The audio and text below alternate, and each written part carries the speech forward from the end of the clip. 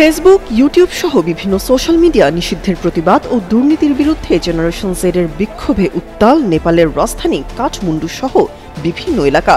এর মধ্যে নেপালের রাষ্ট্রীয় টেলিভিশন জানিয়েছে, সোমবার হাজারো বিক্ষোভকারী পার্লামেন্ট ভবনে ঢোকার চেষ্টা করে। এ সময় তরুণদের ছত্রভঙ্গ করতে পুলিশ কাঁদানে গ্যাস ও রাবার বুলেট নিক্ষেপ করলে একজন নিহত হন। বিক্ষোভে পুলিশের গুলিতে সোমবার বিকাল ৪টা পর্যন্ত অন্তত ১৪ জন নিহত হয়েছেন। বার্তা সংস্থা রয়টার্স বলছে, বেশ কয়েকজন বিক্ষোভকারী আহত হয়েছেন এবং তাদের নিকটবর্তী হাসপাতালে নেওয়া হয়েছে।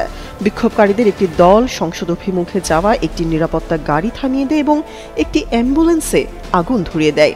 এদিকে সহিংসতা ছড়িয়ে পড়ায় স্থানীয় প্রশাসন কাঠমান্ডুর বিভিন্ন এলাকায় কারফিউ জারি করেছে। পাশাপাশি দেশের অন্য বড় শহরগুলোতেও বিক্ষোভকারীরা সমাবেশ করছেন।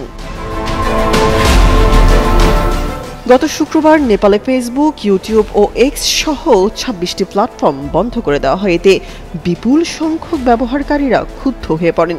ইনস্টাগ্রামের মতো জনপ্রিয় প্ল্যাটফর্মে লাখো ব্যবহারকারী নেপালে রয়েছেন, যারা বিনোদন, সংবাদ ও ব্যবসার জন্য এসব প্ল্যাটফর্মের উপর নির্ভরশীল।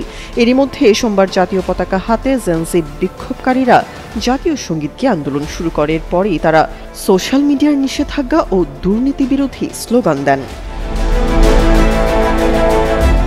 গত মাসে নেপালের মন্ত্রিসভা সিদ্ধান্ত নেয়, সংশ্লিষ্ট কোম্পানিগুলোকে ৭ দিনের মধ্যে নেপালে নিবন্ধন করতে হবে।